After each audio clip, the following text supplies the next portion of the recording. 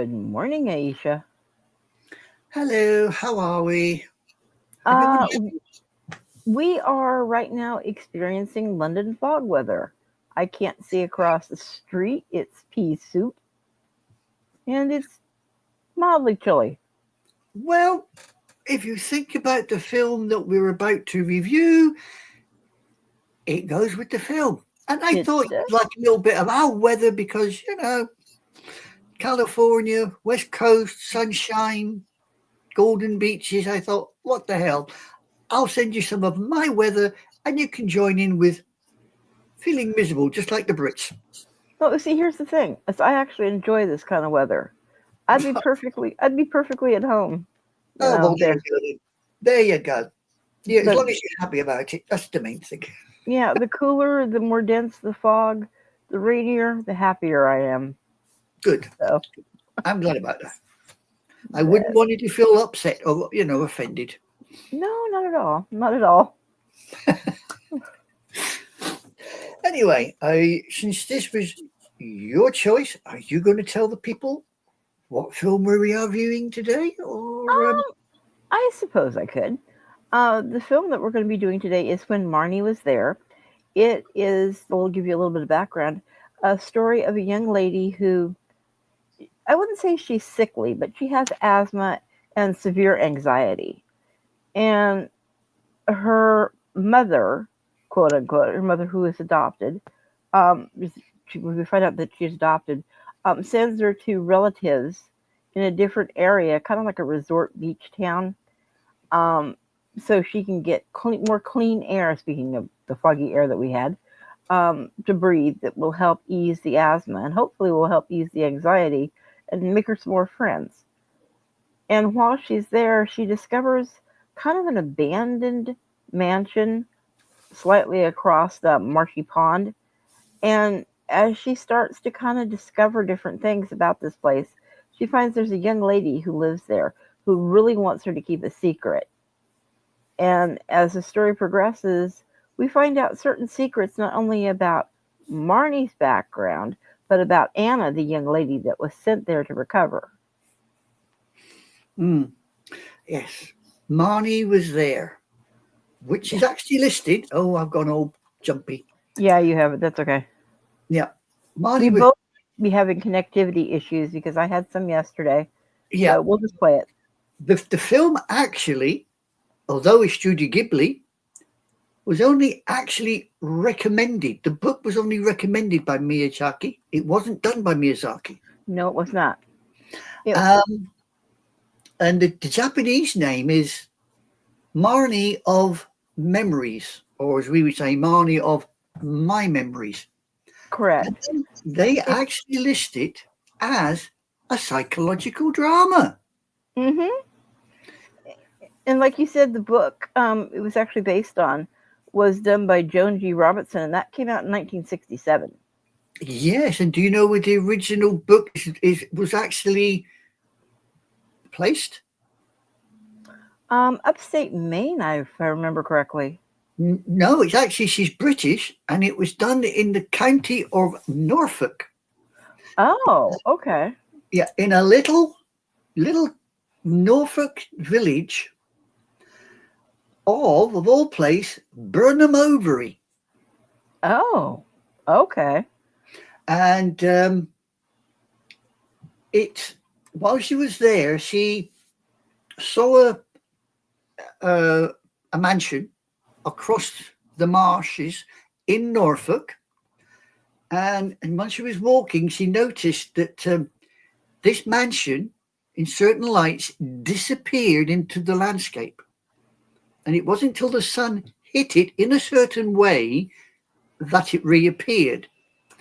And she also noticed there was a young girl there who was forever brushing her hair. And so she then developed the two characters of Anna and Marnie. Interesting. Okay. Um, Anna, actually, the full name of Anna in the book is Mariana, but it's shortened to Anna. Okay. And the young girl that lives in the house after it's all finished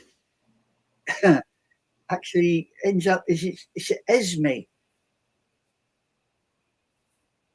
and the Lindsays. Name again, Esme?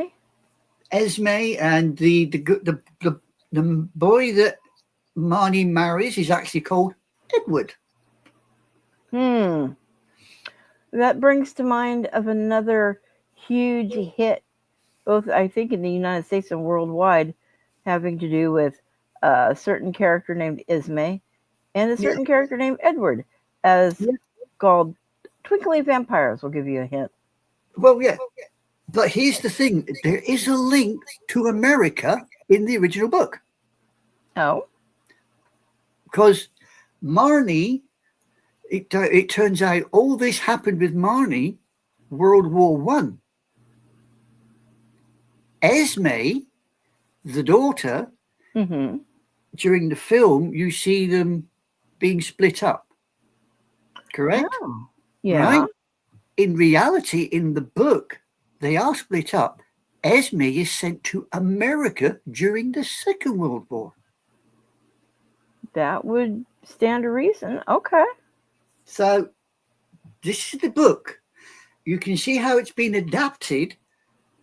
It's all been moved out of Norfolk, the dear old Norfolk, and it's been put in Hokkaido in Japan. Okay. And it's moved down from Hokkaido. It's in Hokkaido, and she's actually living in Sapporo, Hokkaido. And when she's sent down for her summer break, it's a rural seaside town located between Kushiro and New Mill. There you are. Well, one of the things that I found interesting about the beginning of it, like you said, how it was created and all of that, was it had two lasts for this. The director, or excuse me, the animator from Studio Ghibli, Makiko Fuki, he died. And this was his last animation artwork that he did with Studio Ghibli. He died in 2016. And this was released, of course, in 2014. And I think it came to the United States in 2015. As well as, why can't I think of the man's name? What, Yonibashi? Yeah, that was also director. Right, before he left to go on to Poco Studios. Yeah, Studio Ponok. Yeah. Oh, yeah. So. But I mean, the film was released, in 2014 in the theatres, but it didn't hit. It didn't get onto things like this until 2015. Correct. Before it all come out on stuff like this. Yeah. Did you know that it was nominated for 2 Academy Awards for Best Animated Picture? Yeah. And apparently Japan's Academic Film Prize for Animation of the Year. But believe it or not, it only ever won one prize. Which was? The Chicago International Children's Film Festival as the best animated feature film. Interesting. That's You're nominated for those others, and it's the only one I've got listed as it. What it was nominated for 1, 2, 3, 4, 5, 6, 7, 8 different awards, but the only award it ever won was the Chicago International Children's Festival. And it's kind of funny with a $10.5 million budget. It wound up actually having a box office of $36 million profit. Yeah. So it did really well. Well, it's sold all over the place. It's sold in France, where it did $878,000. In North America, it grossed $186,000.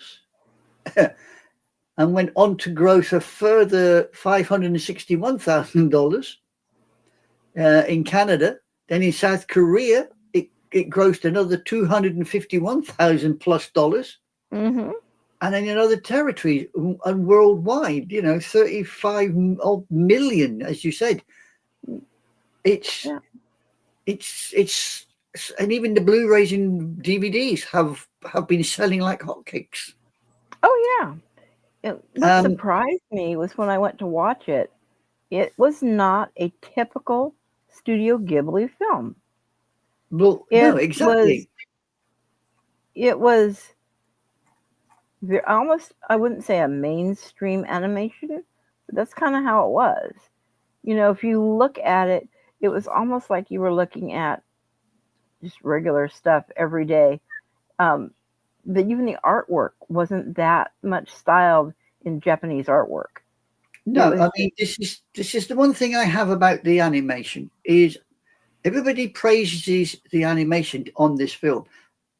You can clearly see that Miyazaki has had no input. nothing to do with it. Yep. He had nothing to do with it because the animation is not, I would say, up to Miyazaki standards. No. If you compare it to Princess Mononoke or Howl's Moving Castle or Miyazaki's greatest Spirited Away, the animation isn't quite, and for me, No. it's not quite there. Exactly. And that's the bit that, for instance, the villa, of all places, it's actually based on the house in Kurozawa in Nagano Prefecture, Oh. which is on the mainland, not in I Hokkaido. I wouldn't have thought any of the houses were based on anything in Japan, simply Yeah, because there was no Japanese style too, yeah, other than a couple of dress scenes here and there. no. And the actual, if you want to go to the sort of main sort of land where it was played, Kushiro wetlands in Hokkaido, Japan, you will see the kind of ground that they put in the anime film because But they based it on that. yeah, that those particular wetlands though, because I live in California and we do have a lot of wetlands along similar aspects of that. Mm. To me, you could not tell. I'm sorry, you could not tell that it was based off of something in Japan. It was either something, high up on the Atlantic coast, like I said, Maine, something like that, or how we have here in Central California, and even along some of the intercoastal waters here in California. Mm. Well, if you know Norfolk, and I don't, I've never been to Norfolk, but I have seen pictures of Norfolk and I have seen the photographs of the village that the author used. We are okay. Are you sure you're there? Yeah, I'm here. You froze out very badly there for a bit. Oh dear. I We do are apologize. having major connectability issues. Yeah. So, But as I was saying, I've seen pictures of the village. hmm And when you see the pictures of the village, you think, wow, you know, did the Japanese go and have a look at this village? Because it's bloody close. is it really? Really? Yeah, it's really close. It's really Hmm. close. You can see the big sandy beach. You can see the big sandy beaches and you can see the low level marshes, sand marshes that the author used as a basis to the story. Huh. Okay. One thing Miyazaki did have his hand in and pretty much got told no was he was not comfortable with Marnie being a blonde. He wanted her hair color changed. And the creators of it said, nope, we want to keep her as a blonde to accentuate this particular genre of animation versus just the regular straight Miyazaki animation. Well, yeah, also, if you listen to, I think it's the uncle, when Anna first arrives in the village and she points out the marsh house, he says, used to belong to foreigners. Mm-hmm. So, and Anna, if you notice, Anna's eyes are blue, Exactly. very dark blue. That's even mentioned at one point in the film. It's like, oh, look how pretty, her Yeah, eyes are. She's blue. yeah, yeah, exactly. It's mentioned. What color is Marnie's eyes? Blue. Yeah, I guess they are blue. She's blonde with bright Blue eyes. blue eyes. She's a foreigner. Yeah. It's just plain and simple. So I suppose keeping Marnie as a blonde works. It does. Yeah, She would. I'm not quite sure why Miyazaki would have had the issue with it. In all honesty. I well, it's like in the actual film, Anna at one stage has to go to a festival, and the auntie says, "I'll dress you in my daughter's yukata." Yeah. Anna's reaction is, one, she don't want to go because, as far as she's concerned, two, she doesn't suit a yukata. She looks ugly in it. Here's the thing. Speaking of looking ugly, I found incredibly frustrating because I know people that kind of feel the same way that Anna does. That child has such low self-esteem, and it didn't seem like anybody was there to pick her up. No. And like I said, I know people from young, very young children on through to, middle-aged adults, and they still have this feeling of, well, I've been told I was ugly my whole life. I know it. That's what I am. And I'm like, no, that's what has been pounded into your head, and it's not true. Well, exactly. But you see, one of the resumes that you get for Marnie, and in fact for the book as well, is it actually explores loneliness, alienation, and acceptance. Yeah. That's the psychological part that you're trying to unpick as the film goes along. As we said with The Wind Rises,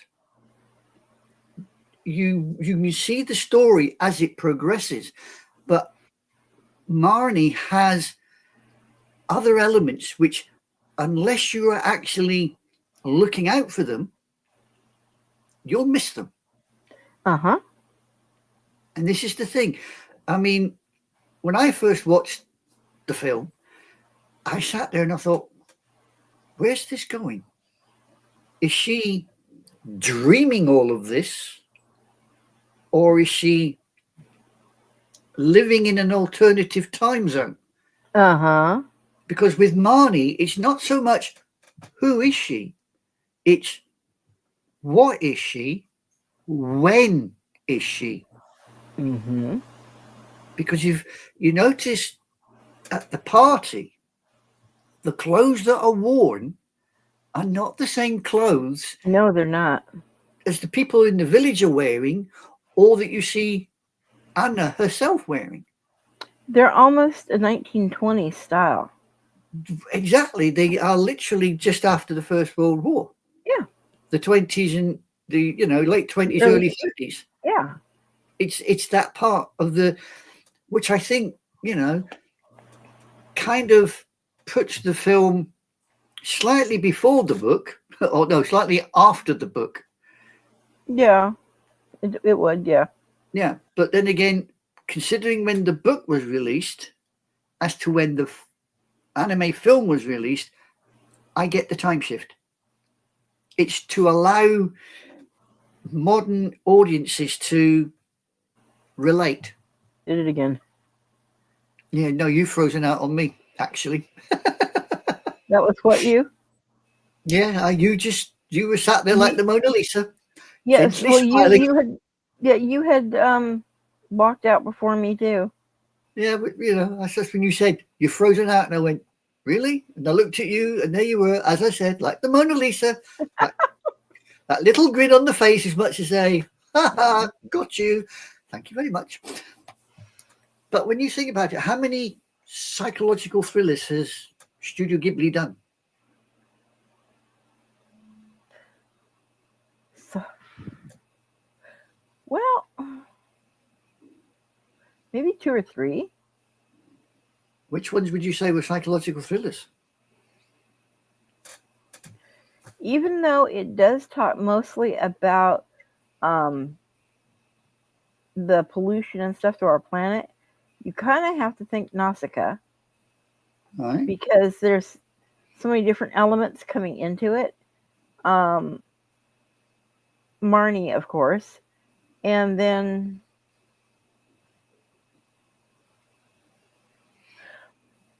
well, in a way, the wind rises because he was experiencing so much through his dreams. I'd say, I mean, possibly the wind rises, but I wouldn't call it. I wouldn't exactly say it was a psychological thriller per se. It has psychological elements within it, but I wouldn't call it a psychological thriller. Wind rises. I might, because simply you see so much unfolding throughout the war, and he does see glimpses of what's going to happen, and that would be, to me, the thriller part. It's like, you see all the plane wreckage, all the death. Yeah, I mean, Marnie itself, I mean, the psychological thriller comes in because you do not know when Anna is A, in reality, or B, in this other world that either has she created it, or is it being created for her by the spirit of Marnie? What do you think, actually? I think it's a combination of the two. I think it's Anna herself wants to find somebody, as she says in the film, I want somebody who's going to be there for me and support me. Whereas Marnie is after the forgiveness because she lost the daughter, but she couldn't be there for the granddaughter, which it turns out Marnie is. What? Yeah, she is Anna's grandmother. Yeah, she is. So I think it's a combination of the two. Anna reaching out and Marnie herself reaching back from beyond. Yeah. Not in a morbid way. No, not at all. In a loving, caring way, as much to say, well, look, I can't be there for you now, but I can show you what it was like when I was your age. I mean, Marnie is, as far as I'm aware, she's listed as being a 12-year-old. Yeah. And I don't think Anna was much older. No. So Anna's 12-year-old with low self-esteem. Yeah. Marnie was about the same. So I can see, elements of both characters reaching out for something. And touching each other. Okay. That makes sense. Finding each other. Marnie more than probably Anna, because you'll probably find, again, I suppose it's slightly a psychological attitude is Marnie probably felt regret. She probably felt regret because she lost her daughter, but then she picked up the granddaughter when the daughter died in the car crash. We're getting good at car crashes in these reviews. This is the second one we've had. Yeah. We had one in Occo's Inn, and now we've got another one. I haven't followed with a train crash in between. Exactly. A train crash and an earthquake. We're doing good at this. We should rename this a disaster zone. The disaster zone. But no, but so when she has the granddaughter, she knows she's not going to be there that long. So there is that longing to say, look, I need to protect her. I need to make her feel loved, wanted, protected. Yeah. So you get that beyond the grave type thing, almost like, I suppose you could call it, almost like a Japanese isekai, where she's come back to life, but not in reality. Do you think it was the house actually calling to make the connection with both of them? I think the house acted as as you say, as the power to what was going on. As Marnie herself says, it was where she felt the safest. The It's where she safest. was, yeah. She could not go far from the actual mansion because when Anna says, "Come to my room," she says, "I can't go far from the mansion." Yeah. She can't go away from the house. So, you've got to work that one through that, yeah, there's something in that house which is keeping Marnie going, which you find out later is that bloody diary that the other girl Mm-hmm. find. In the drawer, yeah. Yeah. I've And always the thought little, of I've yeah, always thought of the house as almost the third character. You have yeah, Anna, you have Marnie, and then you have the house. Those are like the three main characters. those would be the trilogy of the film. Yes, Yeah. I would agree with you there. The one that pops in that sort of like ties it all together is the other artist on the beach. I was thinking the fisherman as well. No, it's the other artist because when the girl finds the diary, she also finds the little picture. Picture. And what does it say in the back of the picture? It has Marnie's signature on it. It has to Marnie from the girl, Oh, okay. from the other artist. So that's when Anna suddenly realizes that this lass, Hisako, Knew her at some point. Yeah. must know about Marnie because she already commented when she saw The Anna's drawing. drawing looks like Marnie. Yeah. She said, "You've seen the blonde girl." Uh huh. Doesn't mention the name. She just says, "You've seen that blonde girl." It obviously doesn't twig with Anna at the time. And I'll be honest, it didn't twig with me either when I first saw it. It's not until you see it maybe 2 or 3 times down the line when she says it, "Oh, you've seen the blonde girl," you think, hang on, how do you know she's blonde? That's a black and white picture. Oh, I was just thinking because of the way it's drawn, it looks just like Marnie. That's where she made the connection with the Yeah, but look, how would not she the know? blonde hair. Yeah, how would she know Marnie had blonde hair? Oh, good point. See, I went over my head the first time. Second, the third time, I suddenly thought, hang on a minute. Yeah, now I get it, sweetheart. You know more than you're letting on. Yeah. And as you progress through the film, that's when you start realizing about how much she does know. And then the two lassies stand there and say, "Tell us about Marnie." And that's when you suddenly find out what happened to Marnie. Yes, Memory. Michael, it was memory. Yes, Exactly. exactly. A big memory. But you find out what happened to Marnie once she left the house. It's it's the same about the silo. Uh huh. Yeah, that exists in real life, but it's not a silo. Okay. What is it? It's What is it in real life? it's based actually on the Burnham Overy windmill in Norfolk.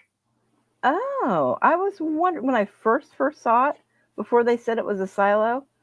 When Yeah, I first saw it, I thought it was a windmill. My eyesight's that bad. I'm like, wait a minute, that's not a windmill.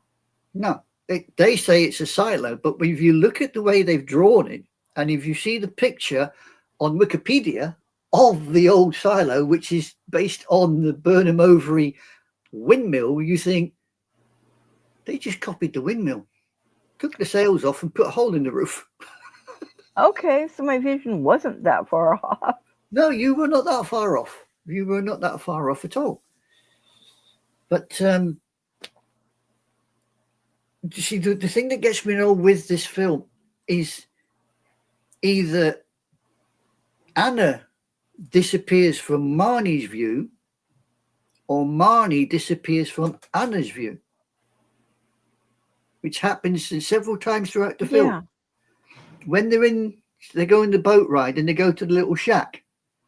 Marnie says, "What's it like living in your auntie's home?" Mm-hmm. Anna has that little sparkly bit, can't remember. Suddenly she's back in the boat, and Marnie says, "You disappeared." Yeah. And then when they're in the silo, in the storm, Anna falls asleep. When she wakes And up, Marnie. Marnie's the one that's gone. Yep. So it's like that keeps you trying to guess, okay, who's really disappearing from who? Or did Anna fall asleep and she's dreaming all this with Marnie? Because there's a couple of times where she's with her, and like you said, there's that sparkly little whatever, and then she'll wake up. Exactly. So my thought was, okay, is she like dreaming all this stuff and this doesn't really exist? Or is she really, seeing all this? Well, precisely. This is the psychological thriller part. What is real and what isn't real? Yeah. Who is there and who is not there? When she goes to the party in Marsh House, and all those people are there, and she's there as the flower girl. Mm-hmm. Is this just hallucinations on Anna's part? Or is Marnie actually managing to project this into Anna's mind to show her what it was like when she was a child? Where is it all coming from? Yeah, I'm still not 100% certain that it wasn't just she's inputting it into dreams. But then there are times like when Anna first got stuck there when the tide went out, and she got stuck in the house. That was real. Oh, yeah. So it's like, where do they overlap, or do they overlap, or is it 100% separate? Is she only dreaming and hallucinating this versus what's really going on in real life, like her getting stuck? Yeah. Are there two separate things, or are they all interwoven where she's over there and actually hallucinates or whatever with that as well? Yeah, almost like there's two realities. Exactly. Anna's reality, Marnie's reality, and the two occasionally intertwine, but whose reality is real and whose reality isn't real? You have to sit and work this one through. Yeah. Not easy. And I mean, it's listed as a kid's film, which, tends to make you wonder just how many kids these days are going to sit down and look at this and think, oh, yeah, and work it through. I don't think very many, unfortunately. No. Just because of children in today, if it's not laid right there in front of you, you really don't appreciate some of the artistry that's put into a lot of these films to make you think. Or unless, like, it's a psychological thriller, that's what they're into. Yeah. Unless they're into that sort of thing, then it doesn't. Yeah. But then again, when you say psychological thriller, they think more of the film like Perfect Blue. Mm-hmm. An animated film like Perfect Blue. I don't know if you've ever come across it, but I've heard of it. Yeah, it's a really messed up film. I own a copy. I've watched it once. Isn't that the one that you said we will never review? Bingo. Never go near it. Yeah. Never. It's messed up. It's based in the early computer age, before the security and everything was. Mm-hmm. And it's just, to me, it takes things a little bit too far. So no, I'm never going to go near that one again. not on a program like this. It just doesn't sit well. So did you enjoy when Marnie was there, or? I actually enjoyed it quite a bit, to be honest with you. And it surprised me how fast it moved. Well, yeah, considering it's over 101 minutes long or something, isn't it? Yeah, it's longer than that, I think. Let's have a look. I'll tell you. I just had it here a second ago. 103 minutes Yeah, approximately. 103 minutes. Yeah. Yeah. No, I was really surprised as I was watching it, and I'm like, okay, it's really almost to the end. It surprised me with how fast it moved, and like I said, it also surprised me when it first started.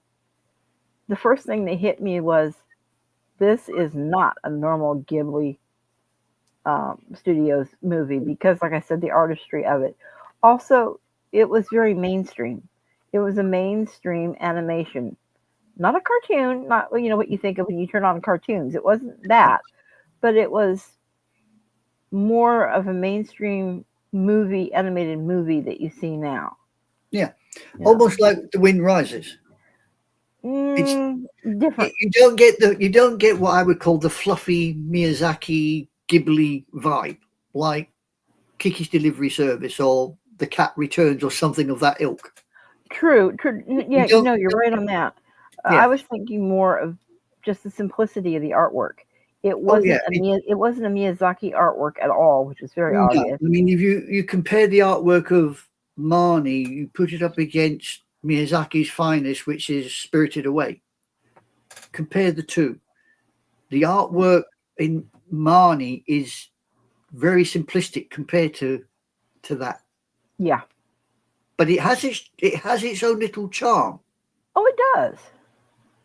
and it does eventually. You get over it, and you then get into the story. The psychological thriller part drags you in, where you sort of think, well, okay, forget the artwork. What the hell's going on?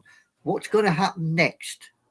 The part that made me mad, I'll be honest with you, is once she is visiting her auntie's relatives, um, friends that came by, they were way too pushy into getting into, oh, you got to go play with my daughter. And then they find out, or this one lady makes up the story that, Anna had bullied her child and had done all these horrible things to her child. And I was literally, as a mother, just kind of wanting to reach through the screen and slap the lady because I'm like, but that is so what goes on in today's world. Yeah. My own daughter was severely bullied when she was much younger by similar people like that. And it's like, that's not how my child behaves. And yes, I know every parent says, oh, my child's not going to do that. But then when you look at the two with their group of friends and, your child with their group of friends or no friends, in the case of Anna, it's not true. It was a vindicious thing that came, from the supposed other person that was supposedly bullied. You can see Anna's mindset when she goes to the summer festival with the other girl from the village. Yeah. And when the eye color is mentioned, and she says, "You'll always be what you are," and Anna just snaps. Mm-hmm. As an outsider looking in, I can fully get that. You lash out before somebody gets to you. It becomes instinct. You can't help yourself. Your mindset is, I'm going to get you before you get me. Yep. And Anna has that mindset. It's there. And you can't blame the lass. Not really. I don't blame the girl. I don't approve of what she does. I don't approve of the way she does it, but I get it because I've been there and I know what it's like. Mm-hmm. And that is, I must be honest, that is the one bit of the film that when it comes down and you see the build up, you think, yeah, I know what's coming, and then it happens and you think, yep, been there, done that, got the t-shirt, got the video, move on. And you can understand why she ends up bailing out, because she doesn't want to be there. She doesn't want to be there because she's been put into a situation where she really didn't want to be there in the first place. She didn't want to go with it. Yeah. No. She was very uncomfortable with it. So you can understand the lass's reaction. At least I can. And, Oh, I can too. Yeah, there's some people that would turn around and say she's at that point being a spoiled brat, but no, she's not being a No, spoiled brat. she already was dealing with anxiety. Oh, And yeah. now I think, this is just me, I think we might have a reason for her anxiety was because if you go back through, she may not be able to remember it, but it's somewhere deep in her memory that when her parents died and left her, Mm-hmm. she was left with her grandmother, who then became too old and too ill to take care of her, Mm-hmm. and then was left to, you know, other, I She was wouldn't a say adoption agencies or yeah, whatever, but she was like passed around quite a bit. And there's yeah, that anxiety with that. yeah, and And like, there's also a reaction to that. yeah, You get passed around. You get, as we say, knocked about pillar to post. mm-hmm, You suddenly sit there and think, well, where do I belong? exactly. Who, who do I turn to? Who do I turn around to and say, help me? You do not know. You feel alone. And it's a very big world, especially when you're that age Yeah, and younger. It's a bloody big world and it's a frightening world.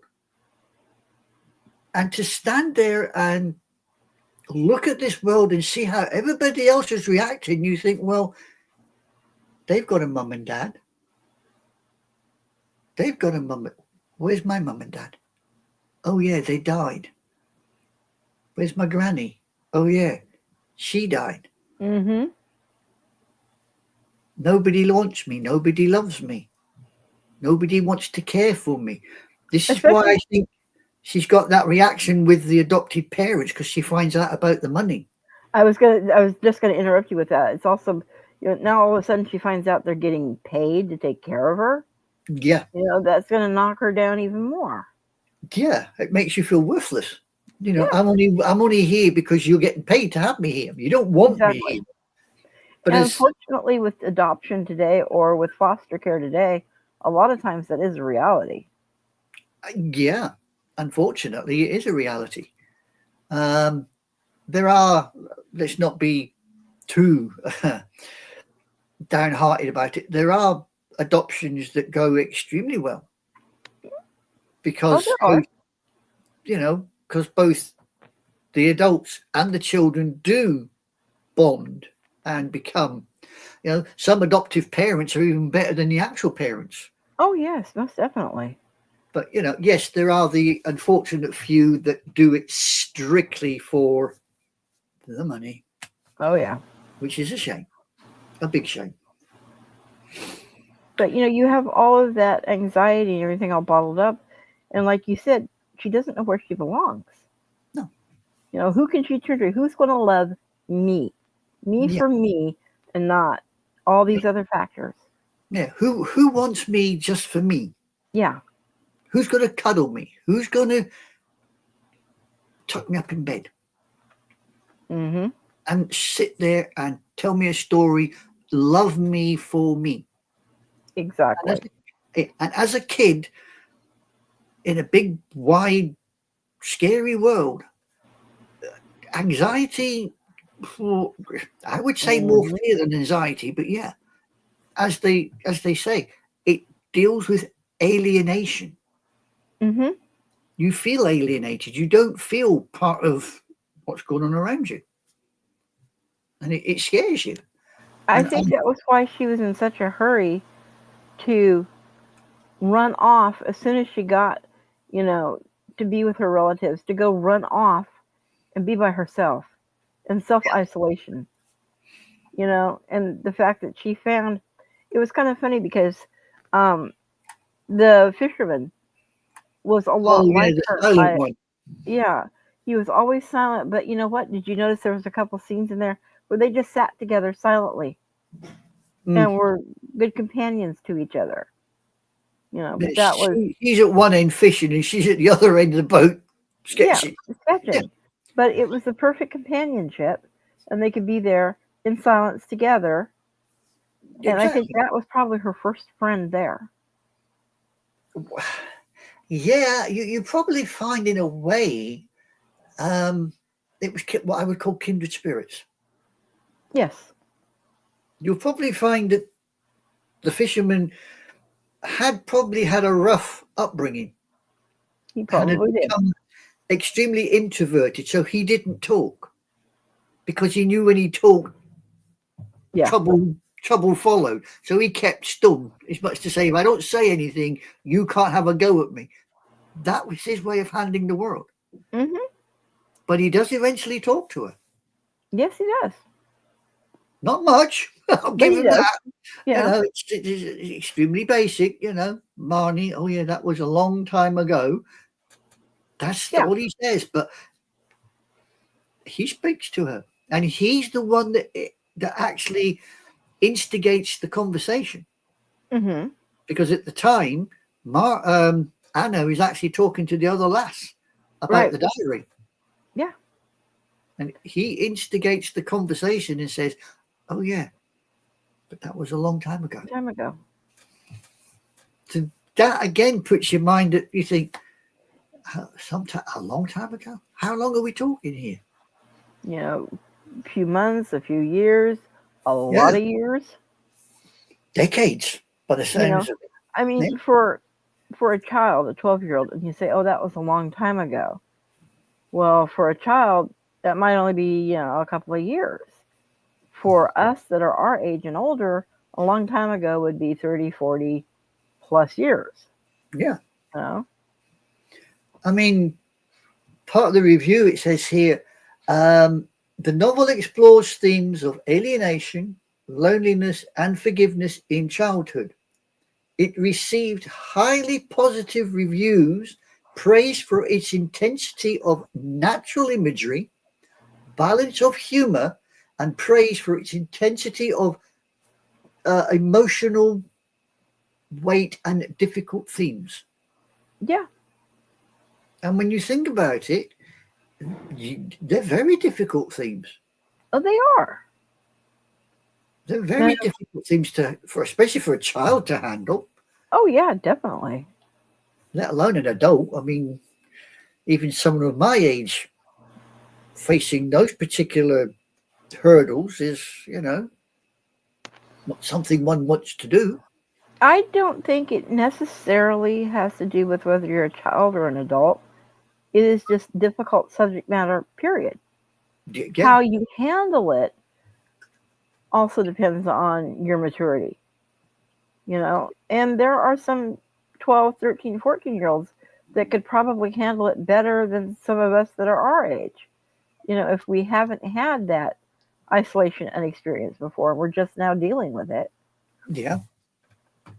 I suppose it depends if you grow up in a household with siblings as well. Hmm. Yeah. I mean, if you've got siblings around you, I don't suppose you'd have the same problem. Whereas, you see, in a way, I can relate to it because I never had siblings.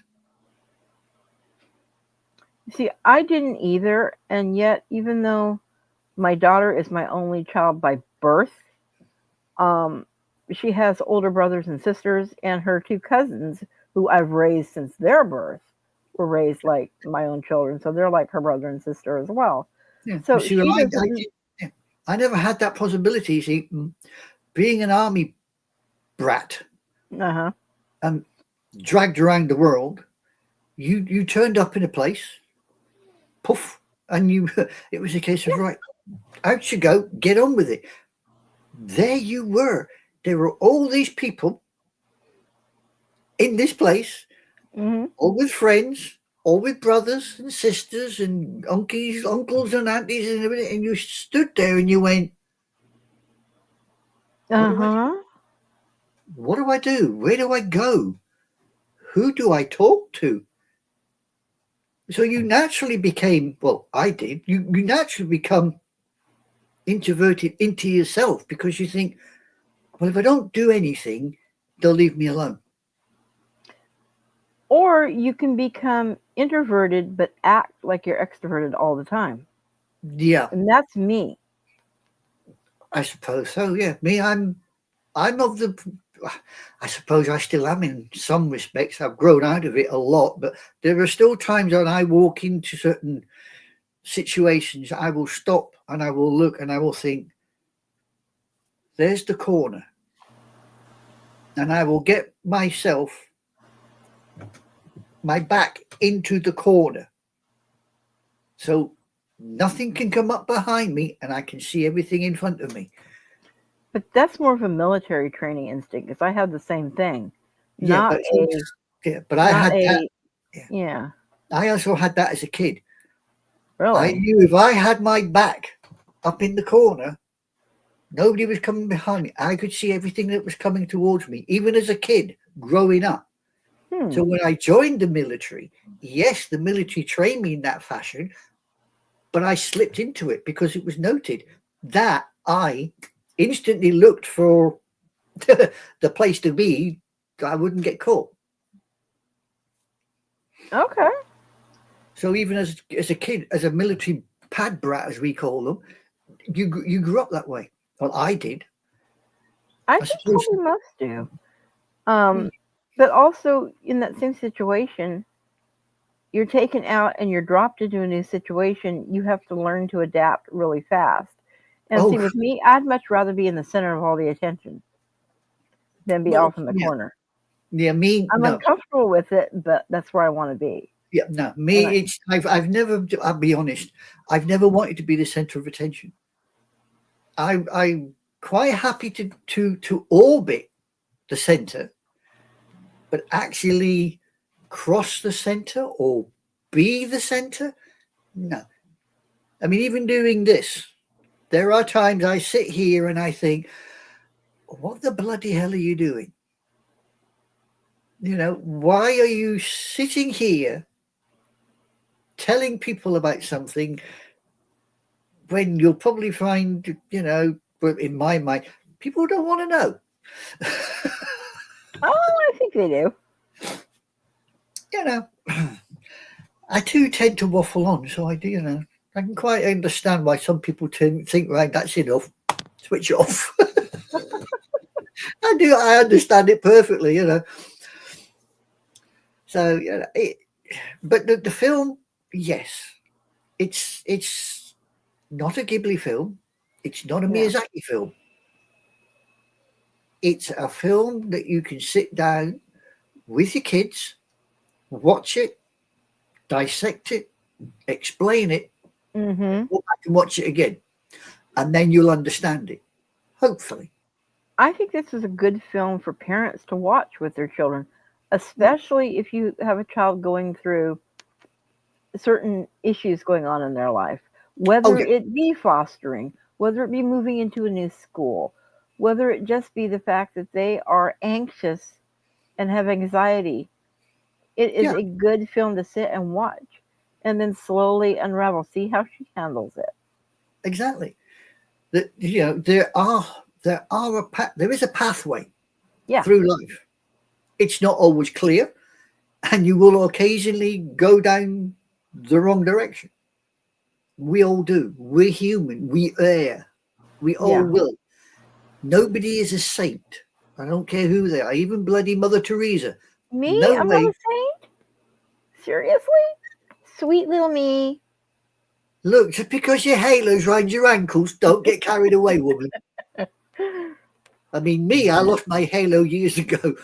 Don't ask me where it disappeared to. Somebody walked off with it. I've no idea. My halo is held up by the horns up here. You just don't see them. Ah, that explains the whole thing It's my then, you it's see. my background. You don't see the horns anymore. They're muted out. Yeah, you blocked them out. Yeah. But, as I was saying, you nobody is a saint. You will trip during your life.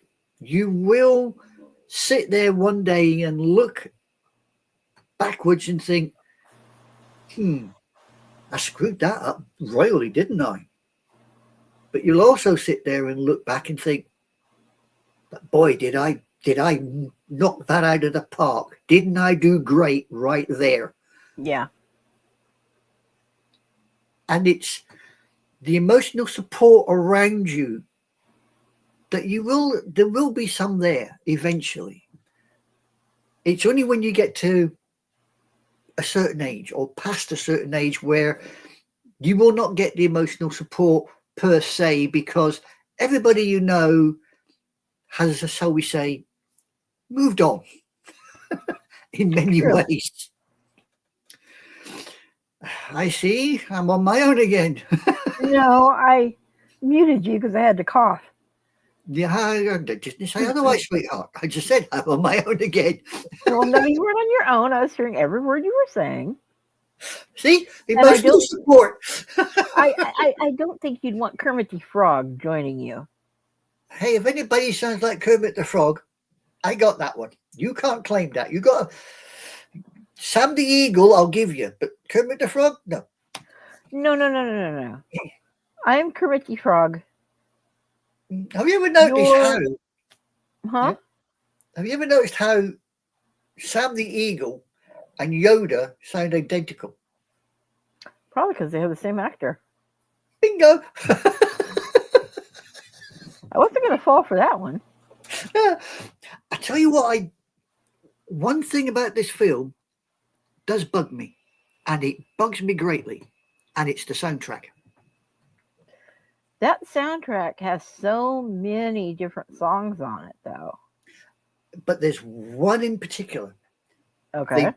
They do not acknowledge it in the film or in the credits. Oh? But if you know your music, and when you hear the song or the tune, you think, I've heard that before. And then you go looking, because I did. Okay. And you would be, when Marnie is singing to the granddaughter, or she's singing that tune. It's not a song, it's a tune. Okay. Right? You mean the song Fine on the Outside? No. Okay. No, it's the one when she's in the bed. And Marnie's sitting next to her, and Anna's in the bed. Yeah. You remember this? It's not a song, it's just a tune that she's. Yeah. Did that not resonate with you? Did that not strike a bell with you? It did sound familiar to me. Right. What have I told you? Yeah, no, right. What have I told you? It comes from a film based in Southeast Asia. I'd possibly believe it.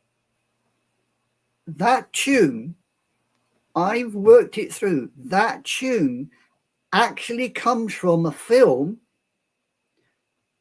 which was, the music was originally made for it by somebody called Mike Oldfield. And the film was called The Killing Fields. The second you said Mike Oldfield, I knew exactly where you were going, and no wonder it resonates so much. Yeah. The Killing Fields. Yes, I know it quite well. Exactly.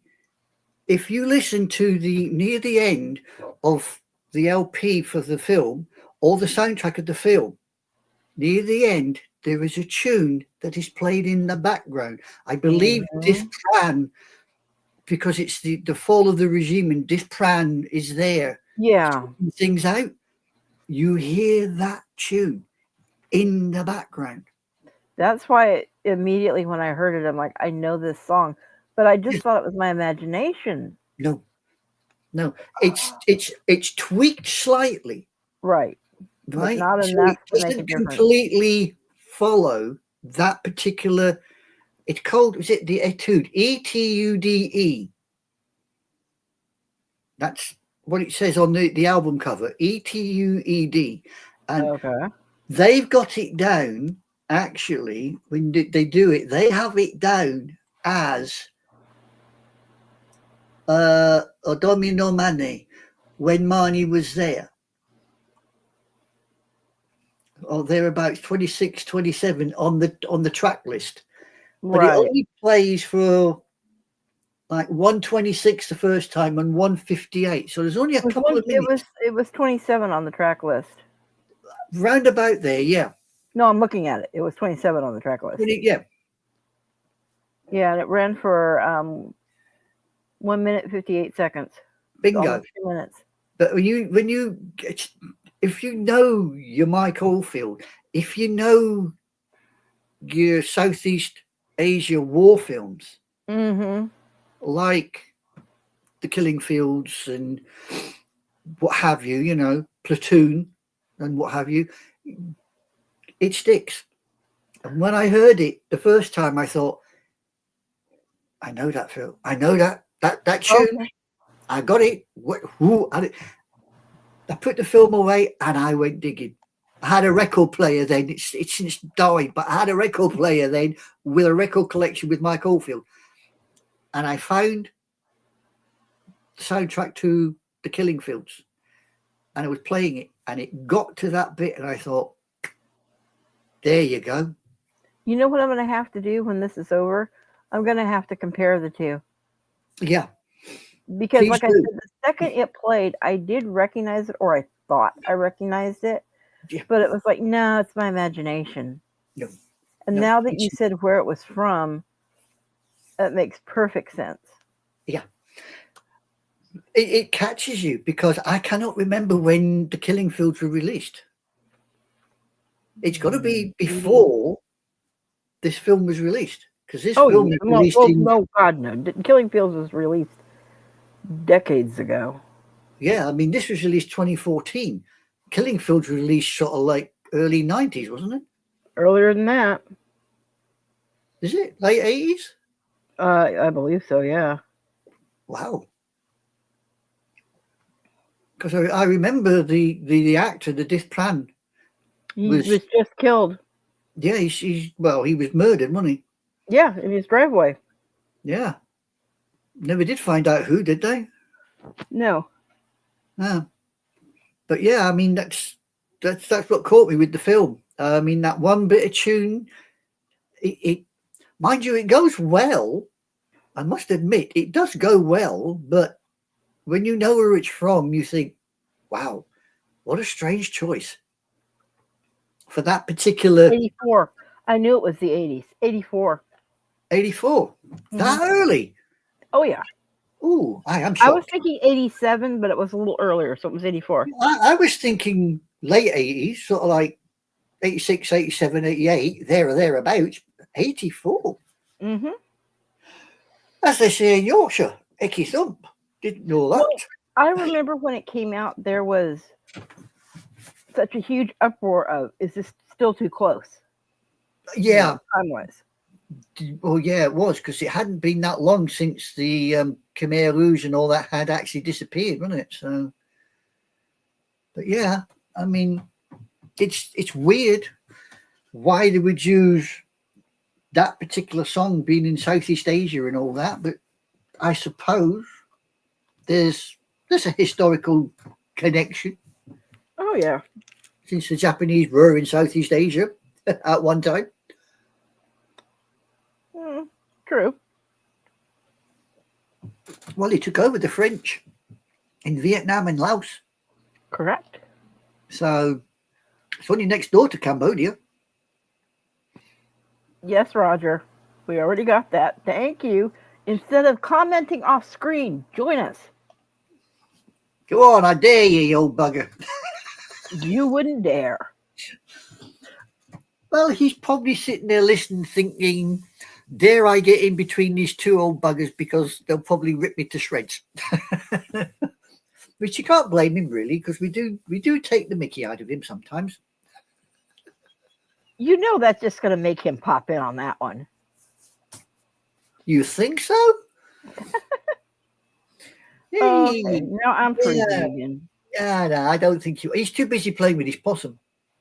Oh, did I say that out loud? Yeah. Did you hear what he said? Sure. Sure, yeah. What's he saying on the TV program? Come on down. That's to you, Aisha. Eh? That one's to you. That one's for me. Yeah, whatever. Yeah, whatever. Well, I did say to you yesterday, Mr. Noriega, that if you wish to join in, all you had to do was join in. But you know, I suppose the subject matter is not quite your cup of joe. Let's keep it American. Let's just say cup of tea, because you won't know. What's a cup of tea? Mm.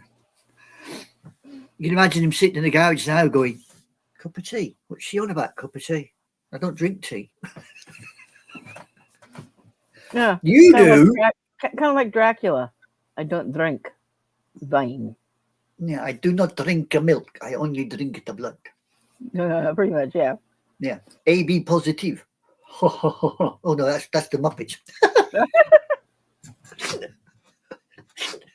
Yeah, was it? That's the Count. Yes, the Count. Dear oh dear. But yeah, I must be honest and say that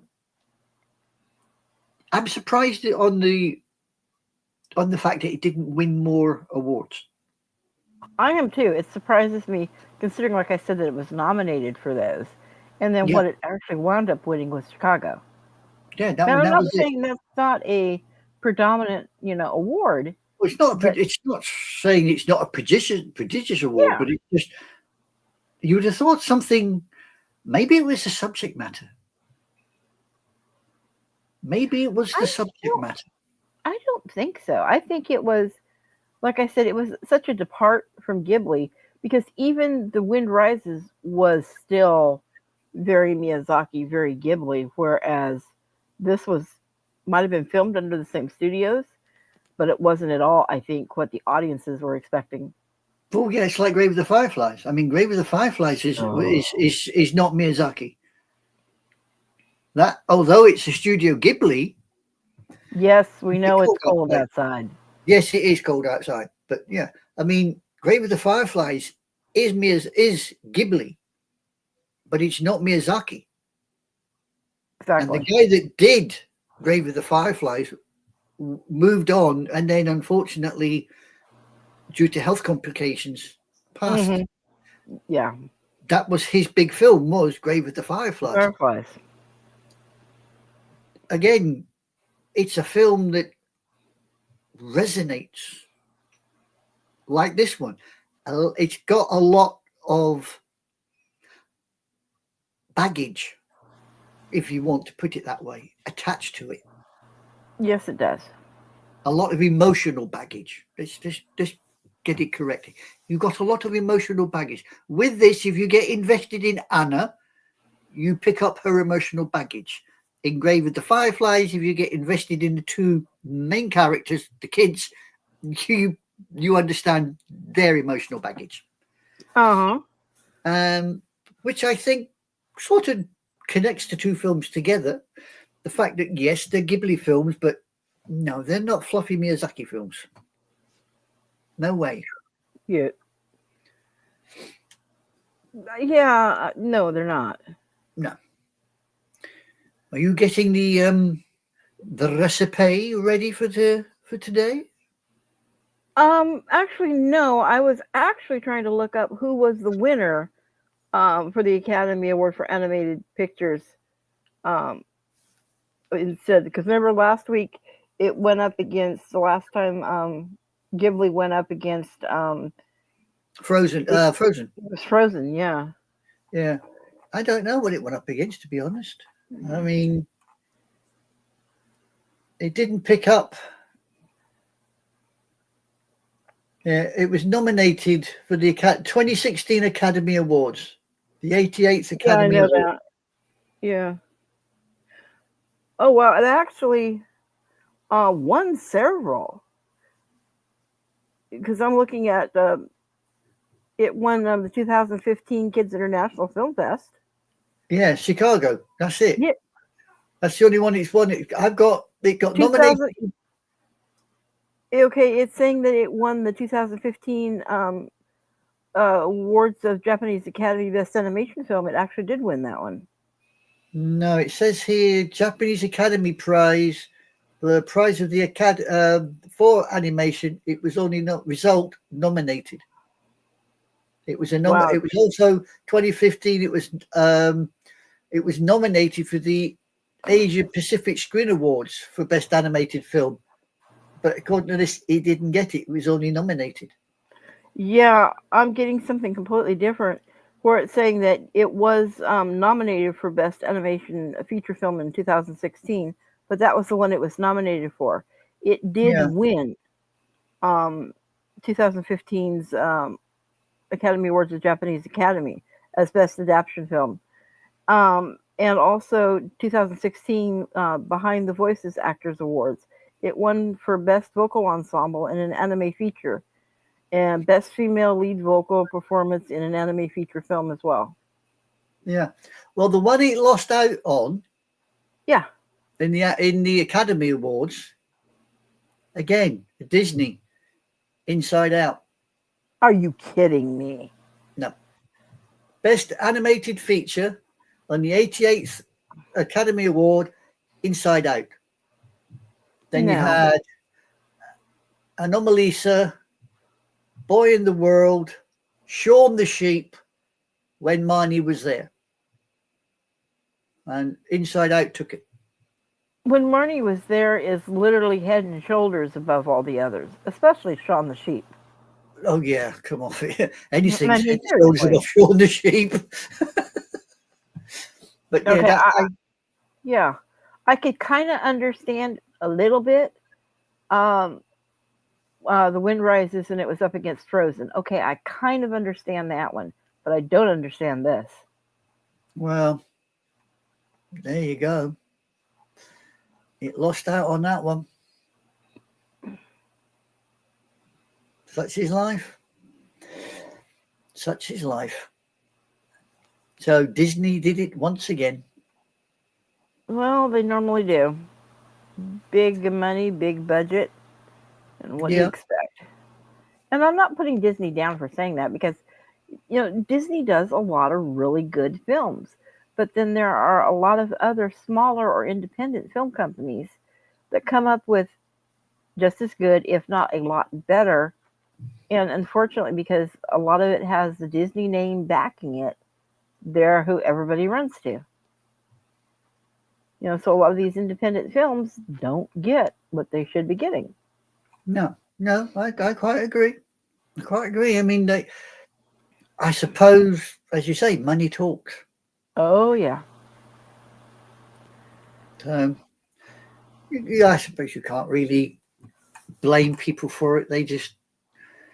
They want certain things out of their films, and maybe it just didn't do it. Didn't do it. I mean, what surprises me is if you go to the website Rotten Tomatoes, it has a rating of 92%. Really? Really. So there you go. Yeah.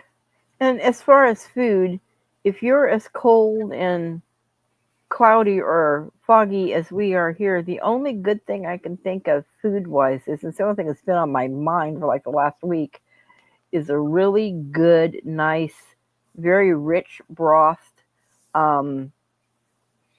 with probably saba noodles, some sort of soup. And I think that'd probably be the best. Yeah. I've got one piece of good news for it, though. Oh? In Britain, in 2017, it was the 8th best foreign language film in Britain. And it was the year's 4th best selling Japanese film, behind the anime films of Your Name, Yu-Gi-Oh!, The Dark Side of Dimensions, and she's going to love this one, My Neighbor Totoro. Of course. Oh, there you go, madam. My Neighbor Totoro in 2017 outsold My Neighbor Was There in the UK. Well, My Neighbor Totoro should be outselling everything to begin with. It's what you start your infants on. No. Yeah. No. No. Yes. No. I'm afraid no. I mean, if I had to pick a Ghibli film that I would sit down and watch without thinking about it, it would have to be Kiki's Delivery Service. Oh, okay. My niece would agree with you, Yeah, 100%. Kiki's Delivery Service. That to me is the quintessential Ghibli film. It's got everything, Oh, it does. and we'll get to it one day, hopefully. And don't forget the cat returns. The cat. That's a weird one. That's kind. I'm sorry. Every time we say the cat returns, I honestly think of Roger and all his cats. I think he would enjoy that one. The cat returns, Roger. Yeah, more like the possum returns. But yeah, yeah, I suppose so, Roger. Yeah, yeah, So yeah, yeah. The cat returns. That is, as I said, that's a weird one. That is a weird Ghibli one. but it's still fun to watch. Yeah, But yeah. yeah. But No, I mean, Kiki's only is a good one too. yesterday is a Ghibli film, but it's not. It's again, that's not a Miyazaki. True. It's not. But you see, the one I want to get from Ghibli, and I cannot find it anywhere. Excuse me, is Up on Poppy Hill. I have it, and I've seen it once. I wouldn't mind seeing it again, but Yeah. you can't get a hold of it, can you, right now? At this specific moment, no. But what Okay. I'm thinking of doing is going onto the Amazon American site because I did see it on there before. I'll go back in to see if it's there again. Because I keep going on, you see, I keep going on the American site to pick up Ahura Masuku, Okay. the series, Yeah. because it's the only Amazon site that still has it up saying not in stock. And they don't know when it's coming back. And I keep going back just in case. Now, did you get the Boy and the Heron? No. Okay. I failed miserably. I will have to try and reorder it. For some Well, reason, the order didn't go through. I well, don't how know why. about then instead of doing that one the following 2 weeks, why don't we do Suzume?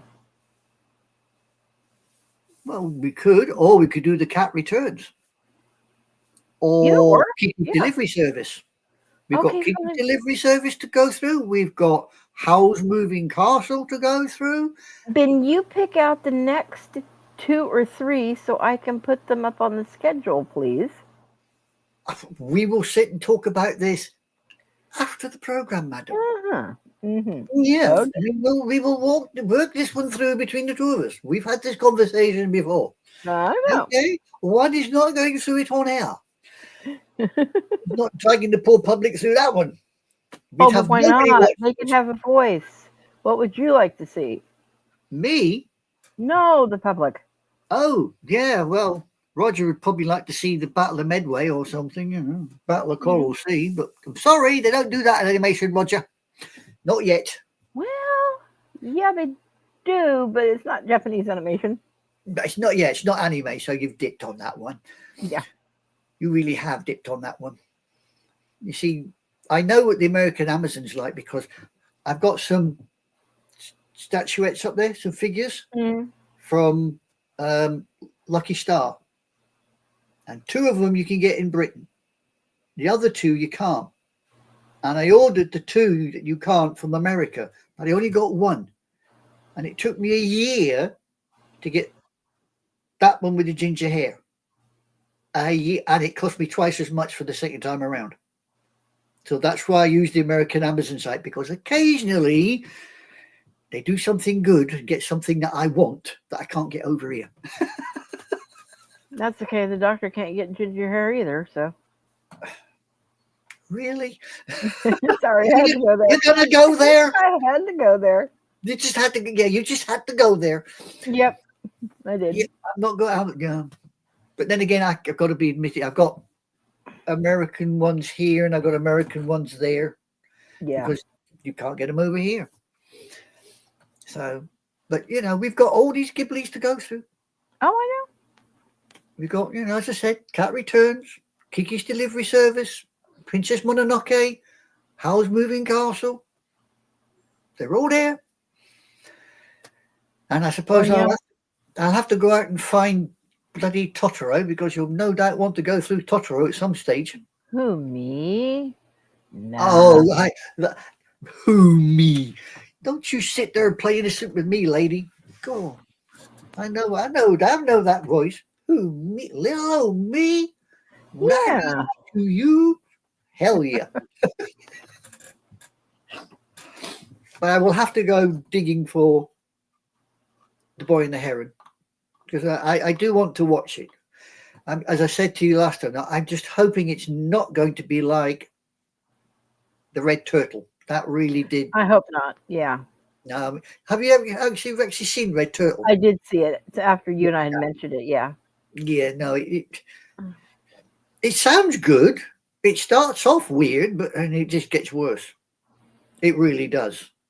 It's In something. other words, you need to take it after you've taken a few hits of a joint, probably. I would think if you took it after a few hits of a joint, you'd have a bad ride. Even after a severe drowning in alcohol, you would probably have a bad reaction to The Red Turtle. I just do not. You don't like it? Sorry, I do not like it. There's not much when it comes to animation that I don't like, but that one I did not like. Do not like. I categorically won't go near it. Unfortunately, another one I won't go near is a Japanese film called Paprika. I don't like Paprika either. You don't like Pomporocco either, do you? Porco Rosso. No, yeah, Porco Rosso. I don't like it. I just don't have it. It's not exactly high on my list. It's like Totoro. It's not high on my list. Well, the raccoon one is high on my list. I consider you even if you don't like My Neighbor Totoro, but was it Pomporo or something? It's called the one with the raccoon. No, the one with the raccoons. Oh, yeah, I said it a minute ago, and now I can't remember it. Yeah, because that's actually, believe it or not, taking off again. Is it really?